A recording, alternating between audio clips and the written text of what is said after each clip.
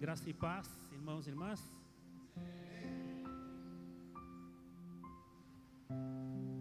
Irmãos e irmãs, é uma alegria para mim, nessa manhã, poder estar aqui, oficialmente, pela primeira vez, como pastor coadjutor nessa igreja, ao lado do reverendo João.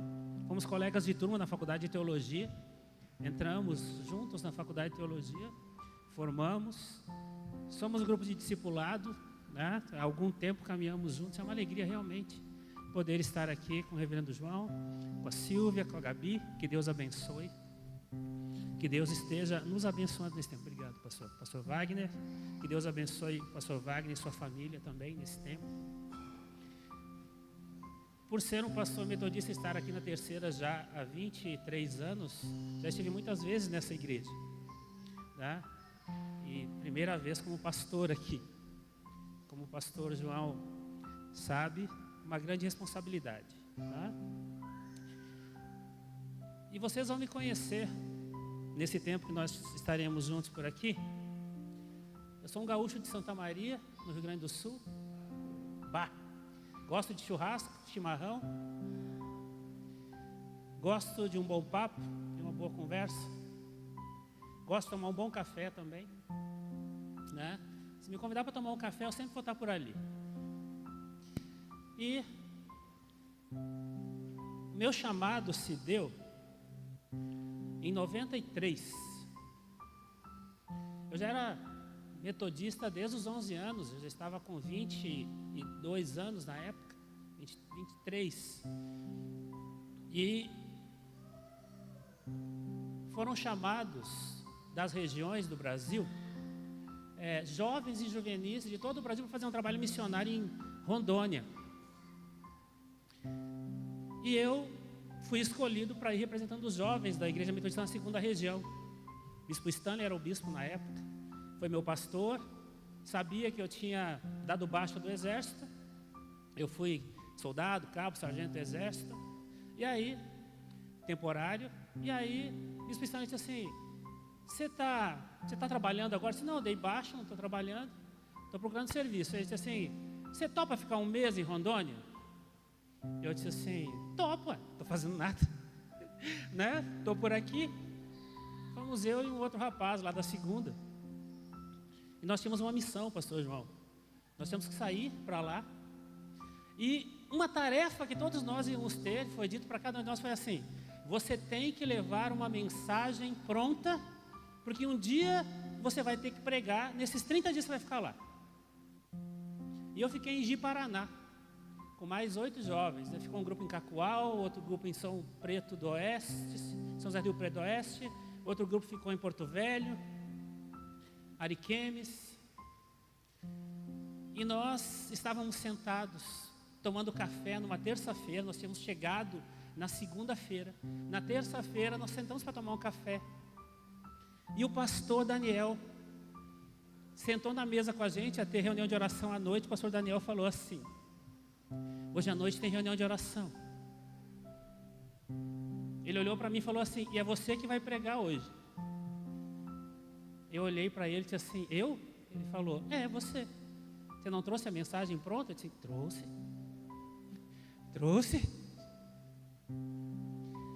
E eu não consegui tomar o café.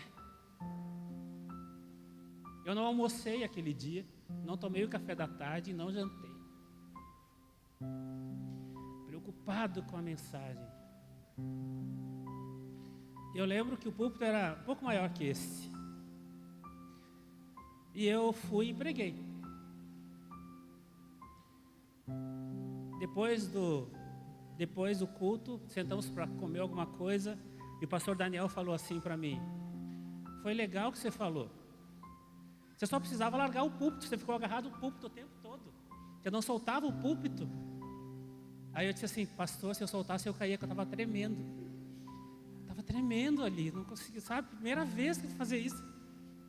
O pastor Daniel disse para mim assim: Jamais perca isso. Temor e tremor diante da palavra de Deus. Jamais perca isso. E é assim que eu me aproximo da palavra de Deus sempre, com temor e tremor. E é por isso que eu quero convidar você a abrir sua Bíblia agora, lá em Josué capítulo 14. Josué 14, de 6 a 15. Se você puder, convido você a se colocar em pé nesse momento, em reverência à palavra de Deus.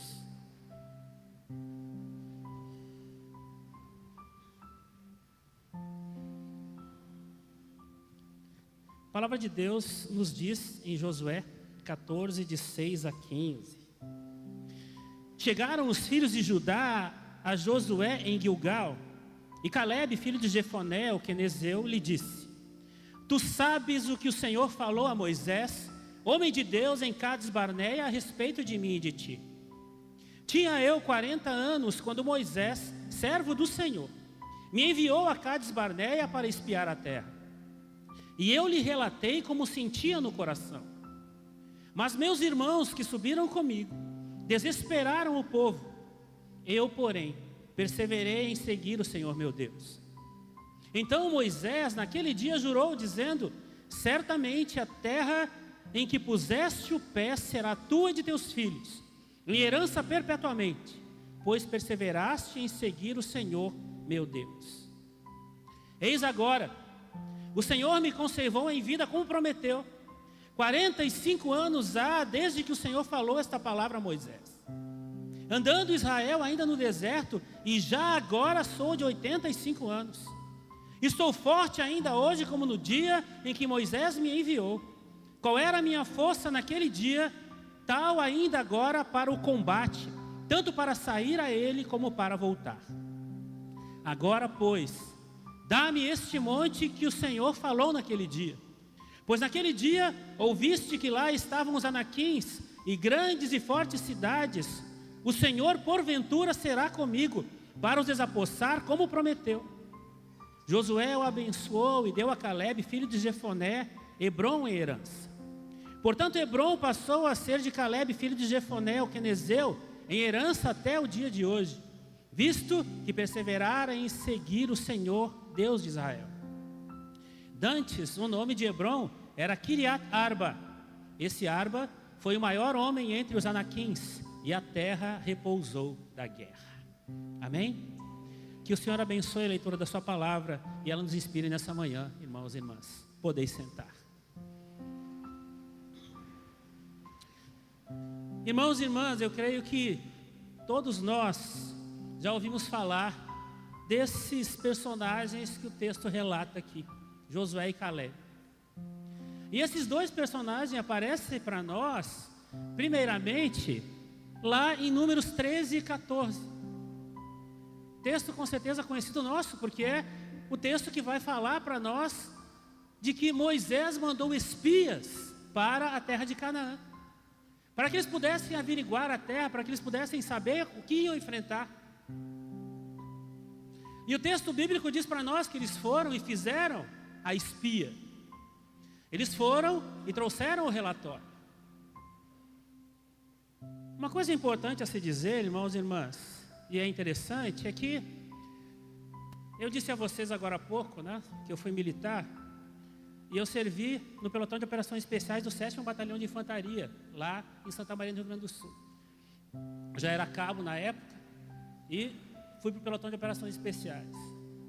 E uma coisa que a gente aprende quando está fazendo esse tipo de operação, que vai ser exposta aqui, que é uma espia, ou seja, que eles enviaram pessoas para ir lá e ver o que estava acontecendo, é que você não pode mandar um sujeito covarde para esse lugar.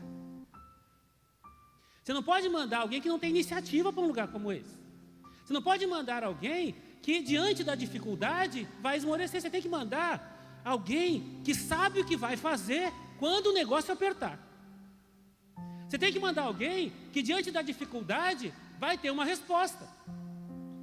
Você não vai mandar alguém que vai ficar com medo diante da adversidade. Então, quando o texto diz para nós que mandou 12 espias, e tem texto que dizer 12 príncipes em Israel, os melhores de suas tribos, o que eles estão querendo dizer é que eles não mandaram homens qualquer. Eles mandaram pessoas que sabiam o que fazer, que foram, fizeram o que tinha que fazer e voltaram. Mas parece que esses 12 homens, 10 deles, mesmo sendo experientes, mesmo tendo cautela, mesmo não tendo medo, parece que diante daquela situação, daquele momento, diante do que eles viram lá, eles disseram: é melhor a gente não ir. É melhor a gente procurar outra terra. É melhor ir para outro lugar. A terra é boa. Os cachos de uva, 2 homens têm que carregar. A terra é o que Deus prometeu.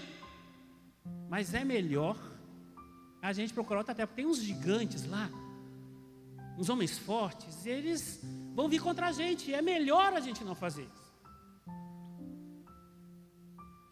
É nesse momento, diante desse relatório, que aparece para nós em Números 13 e 14, Josué e Caleb. E Caleb vai dizer: eia, como pão os comeremos, do que nós temos medo? Deus é conosco. Mas o texto diz que Josué e Caleb estavam ali defendendo, dizendo que Deus estaria com eles, mas os 10 dizem assim: não, melhor não. E você lembra que diante daquele texto, chega um momento em que o texto vai dizer para nós que o povo está indo contra Josué e Caleb, até que o Senhor entra na assembleia, e o Senhor vai dizer o quê? Desses que entraram na terra e dessa geração, só Josué e Caleb vão entrar na terra prometida. Os homens de 20 anos para cima vão ficar no deserto, porque não confiaram em mim. E nesse dia, Josué e Caleb estão lá, e Moisés faz uma promessa a Caleb. É disso que se trata o texto que nós lemos em Josué, porque o texto que nós lemos começa dizendo o quê? Que Caleb vai a Josué e diz: você estava lá naquele dia, nós 2 estávamos lá, quando o Senhor prometeu a mim essa terra, quando o Senhor disse que essa terra seria minha. Você estava lá quando essa promessa foi feita. 45 anos se passaram. Ele tinha 40 anos no deserto, mais 5 anos lutando pela terra. Irmãos e irmãs, eu creio que todos nós temos personagens na Bíblia que nós admiramos. Caleb é um que eu admiro muito, pela sua perseverança. Alguém que eu admiro demais dentro da palavra de Deus, por ser alguém que confiou em Deus em todo o tempo. Alguém que recebeu uma palavra de Deus e entendeu que essa palavra de Deus era para ele, e ele podia viver por isso. Você já viveu por uma palavra de Deus? Você já viveu ou vive por uma promessa de Deus? Amém, igreja? Você é capaz de dizer: eu tenho uma promessa de Deus? Sim ou não, igreja? Você é capaz de dizer: eu confio nessa promessa de Deus? Deus fez uma promessa para mim, pastor João, há 22 anos já. 22 anos, pastor João. Eu já parei de orar. Eu já pensei em desistir. Toda vez que eu penso em parar, toda vez que eu digo assim: cansei, Deus vem e fala para mim assim: vai ser no meu tempo. Quantas coisas eu já dei para você? Quantas coisas você já pediu e eu caminhei ao seu lado? Aprenda a caminhar comigo. E Deus diz para mim assim: vai ser teu, mas é no meu tempo. 22 anos. Espero que a sua promessa venha antes, amém? Mas se você tiver que esperar 22 ou 40 anos, 45 como Caleb esperou, espere com confiança. Tenha a clareza de que Deus é quem fez a promessa. Tenha a clareza de que Deus é esse que cumpre a palavra. Porque o que levou Caleb a seguir em frente foi a certeza de que Deus era com ele. Foi a certeza de que Deus não o abandonaria. Essa foi a certeza de Caleb. Foi isso que moveu Caleb no deserto. Irmãos e irmãs, enfrentar o deserto, sabendo que há promessas de Deus, para muita gente pode ser causa de perder a fé e de ter incredulidade. Porque diante do deserto, muita gente esmorece. Diante do deserto, muita gente desiste. Diante do deserto, há pessoas que dizem: não vou caminhar mais. Diante do deserto, as pessoas desanimam. Diante do deserto, as pessoas desobedecem. Diante do deserto, as pessoas costumam ir cedendo aos poucos, até que por fim desistem. Mas sabe, Caleb aprendeu para mim uma coisa muito importante. Ele aprendeu que o tempo de Deus é sempre o tempo certo. E o tempo é um instrumento valioso. Um instrumento valioso que Deus usa, irmãos e irmãs, para 3 coisas principalmente. Deus usa o tempo para nos aperfeiçoar. Deus usa o tempo para nos preparar. E Deus usa o tempo para nos tratar. Deus usa o tempo para nos aperfeiçoar, nos preparar e nos tratar. Quantas coisas você já pediu a Deus e com o tempo elas foram acontecendo e lá na frente você entendeu que aquele era o melhor tempo. Que aquele era o melhor tempo. Não era o seu tempo, era o tempo de Deus.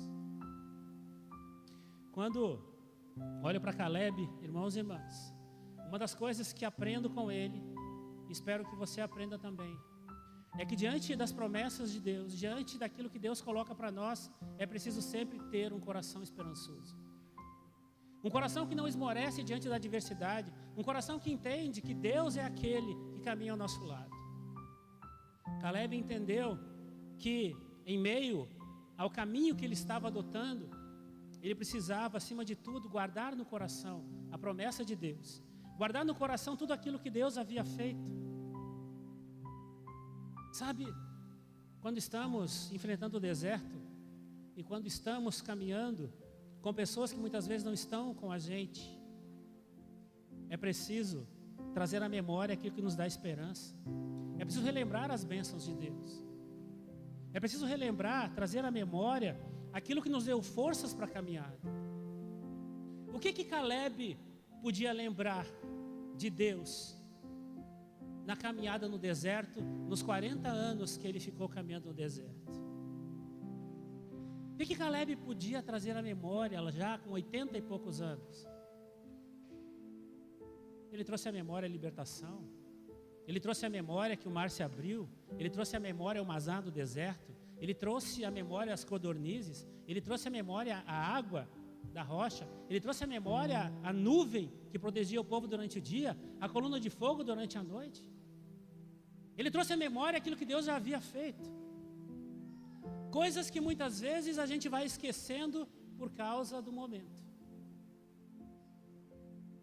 Diante do problema e da adversidade, por vezes nós fixamos só naquilo, só naquele momento, só naquela situação, e esquecemos de todo o resto, de tudo que Deus já fez. Contas muitas bênçãos, dize-as de uma vez. Lembra desse hino? Contas muitas bênçãos. Sabe por quê? Porque é diante das bênçãos de Deus e daquilo que Deus já fez que a gente se mantém em pé. O momento não nos define, a situação não nos define.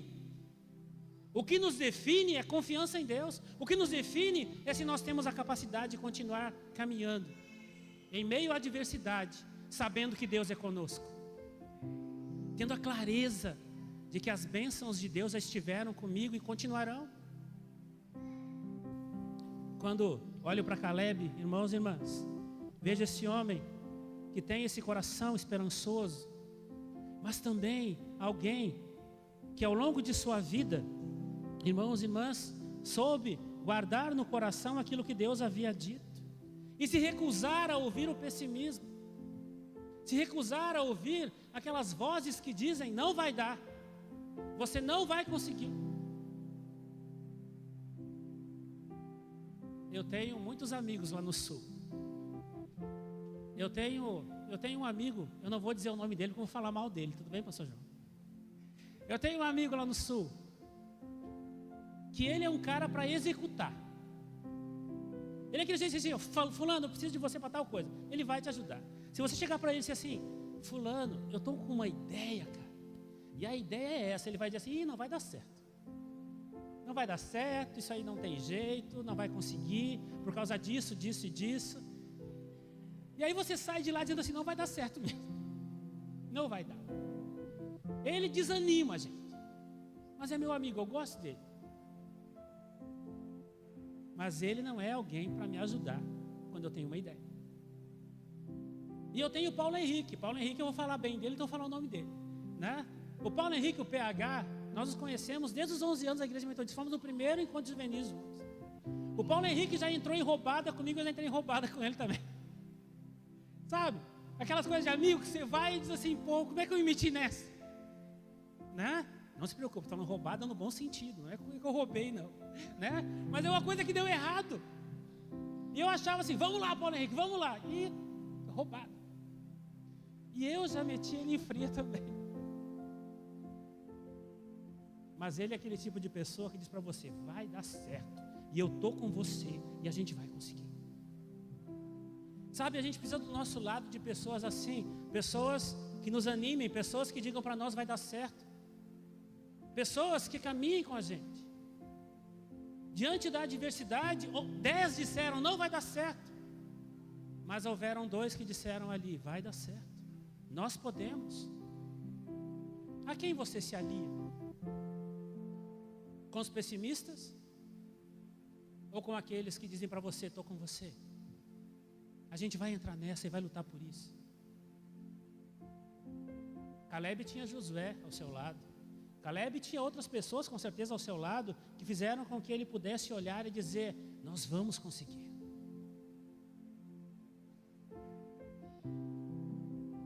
As promessas que Deus tem para você e aquilo que Deus colocou no seu coração, com quem você divide? Com quem você conta além de Deus? Para quem você compartilha? Para quem você diz, conto com você também. Não escolha os pessimistas para caminharem com você. Os pessimistas vão sempre arranjar um jeito de dizer que não vai dar certo. E vão nos desanimar muitas vezes. Escolha pessoas que queiram caminhar com você e que sejam capazes de dizer, estou com você. Como vai ser? Não sei, mas eu confio em Deus também, então vai dar certo. Uma outra coisa importante. Bispa Ideide, comentando esse texto, ela disse uma coisa que eu ouvi a primeira vez e entrou no meu coração e nunca mais saiu. Bispa Ideide disse assim, Caleb venceu porque não aposentou a sua espada. Isso é bonito demais. Caleb venceu porque não aposentou a sua espada. Ele não envelheceu espiritualmente. Nós estamos diante de um senhor de 85 anos que olha para o seu amigo e diz assim, eu estou forte como naquele dia. Lá quando eu tinha 40 anos, eu estou com 85, mas eu estou forte como naquele dia. Para pegar a espada e ir lá e lutar. Para ir e voltar. Porque o Senhor que me deu a promessa é comigo. Eu não aposentei a minha espada. Sabe, às vezes eu converso com pessoas que parece que já aposentaram a espada. Já não sentiu isso, pastor João? Às vezes conversa com pessoas para que ela já aposentou a espada. Nenhum cristão tem o direito de aposentar a sua espada, amém, igreja? Nós não aposentamos a nossa espada. Nós estamos prontos para lutar. Nós temos que ter essa confiança que esse homem tinha no passado. Eu não envelheci espiritualmente. A força de Deus é comigo. Eu posso lutar. Há promessas de Deus para mim. Então, eu posso sair para lutar.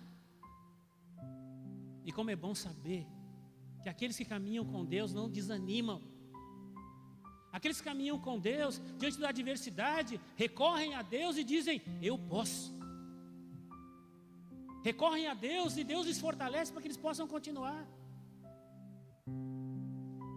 Eu conheço, tive a oportunidade de conhecer ao longo desse tempo de ministério, muita gente com 80, 90, quase 100 anos, que você olhava e tinha um coração jovem, tinha uma mente jovem, confiava em Deus como um garoto.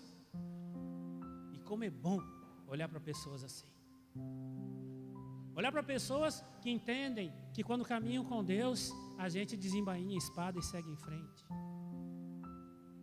Josué nos ensina, irmãos e irmãs, que quando nós estamos dispostos a caminhar com Deus, nós estamos sempre prontos para a luta. E Deus é o nosso escudo em meio à batalha. Quando leio esse texto e quando compartilho ele com vocês, eu sei, irmãos e irmãs, que eu, você, o pastor João, a pastora Silvia, a Gabi, o pastor Wagner, todos nós, todos aqui, têm promessas de Deus. Todos nós aqui confiamos em Deus, amém, igreja? Nossa, gente. Todos nós aqui confiamos em Deus, igreja, amém? Isso, fala como crente, é bom falar como crente. Amém. Confio em Deus. Quando a gente confia em Deus, a gente responde forte. Você confia em Deus? Sim, eu confio em Deus. Eu sei que Deus pode fazer. Você confia em Deus? É, confio. Você confia em Deus? Aham. Não. Você confia em Deus? Confio. Eu sei que Deus pode fazer. Eu sei que eu caminho com Deus há tanto tempo e tem coisas que Ele não me deu ainda, mas Ele vai dar, porque eu confio nisso. É isso que me leva a continuar. Foi isso que levou Caleb a continuar por 45 anos no deserto. É interessante olhar para esse texto, porque em nenhum momento o texto fala que Caleb era murmurador. Sabe, eu conheço pessoas, e você também, que se estivessem no lugar de Caleb, iam dar 2 passos e dizer assim: estou aqui por causa de vocês. Vocês me deixaram aqui. Mas Caleb caminha com aquelas pessoas e entende: Deus vai me dar no tempo que é dele. Meu desejo para você, meu desejo para mim, meu desejo para essa igreja, que agora pastoreia ao lado do pastor João, é que nós estejamos sempre de espada na mão, prontos para lutar pelo Senhor, lutar pelas promessas de Deus. Que nós tenhamos essa confiança que esse homem tinha, essa confiança, esse coração esperançoso, essa mente colocada no Senhor. Que cada um de nós aqui esteja sempre pronto a caminhar com as promessas de Deus em seu coração. Que eu e você, ao longo da caminhada, sempre estejamos prontos a lutar por aquilo que Deus está pronto a nos dar. Porque a terra foi dada por Deus, mas o povo teve que lutar por ela. As promessas de Deus são para nós, mas nós precisamos lutar por elas também. E o meu desejo é que eu e você possamos lutar por cada uma dessas promessas. Amém, igreja? Quero convidar você a se colocar em pé.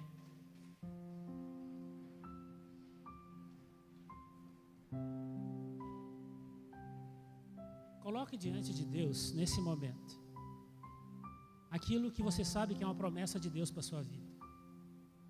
Aquilo que você tem no seu coração que foi uma palavra de Deus para você.